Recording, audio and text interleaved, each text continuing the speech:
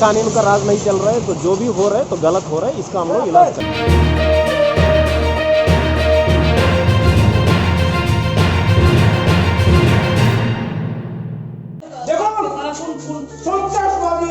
নিষ্ক্রিয় পুলিশ, নিষ্ক্রিয়। দেখুন দাঁড়িয়ে আছে পুলিশ। ফায়ার সার্ভিস এসেছে, আগুন দেখেছে, গাড়িটা স্টার্ট করে চলে গেছে। আমাদের বাড়িঘর কি ধ্বংস হবে?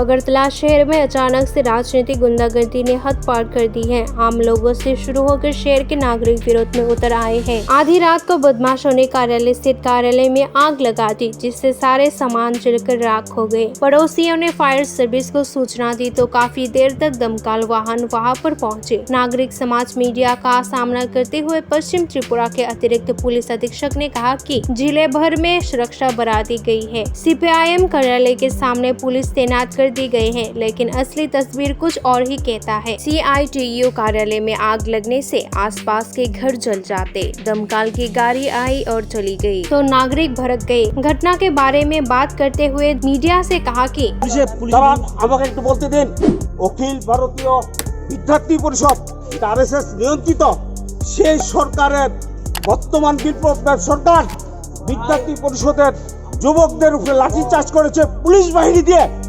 আর আজকে বারে বারে ফায়ার সার্ভিসকে ফোন করার পরও ফায়ার সার্ভিস এই জায়গাতে এসছেন। দেখুন দেখুন জল দেখুন, ওনারা গাড়ি স্টার্ট করে আবার চলে গিয়েছেন। আমি অ্যাডভোকেট জেনারেলকে, হাইকোর্টের অ্যাডভোকেট জেনারেলকে আমি ফোন করেছি, আমি কি ধিক্কার জানিয়েছি। যদি অত্র এলাকার বাড়িঘর পড়ে আমি এজ এ রাষ্ট্রীয় সাতকথা সমাজের সভাপতি হিসাবে কালকে থেকে সারা ত্রিপুরাত আগুন জ্বলবে, আমি আন্দোলন স্টার্ট করবো। এই আগুন জ্বালিয়েছে আপনি দেখেছেন? এই যে আসুন আসুন আসুন, আপনারা কি হচ্ছে কি হচ্ছে দেখুন, জল দেখুন দেখুন দেখুন দেখুন আপনারা पुलिस प्रशासन दाঁড়িয়ে আছে निष्क्रिय। राज्य के वर्तमान सरकार जिस तरह का काम कर रही है उस पर राज्य की जनता प्रतिक्रिया देगी और राज्य के मुख्यमंत्री बिप्लब कुमार देव सब कुछ जानने के बावजूद कुछ नहीं कह रहे हैं। 10 मिनट पहले हमको खबर मिले तो हम लोग यहाँ पे आए।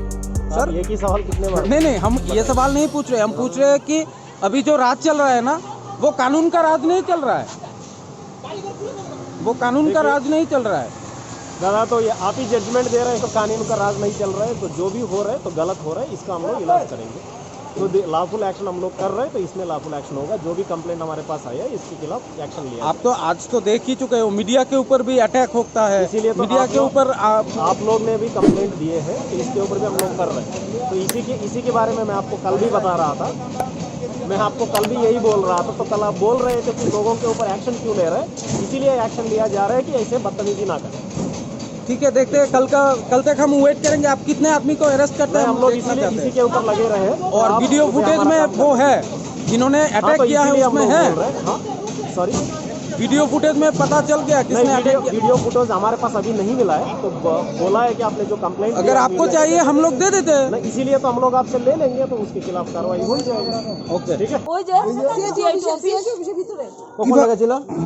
এক ঘন্টা হয়ে গেছে, ফায়ার ব্রিগেড এসে চলে গেছে। কেন চলে যাওয়ার কারণটা কি? কারণটা কি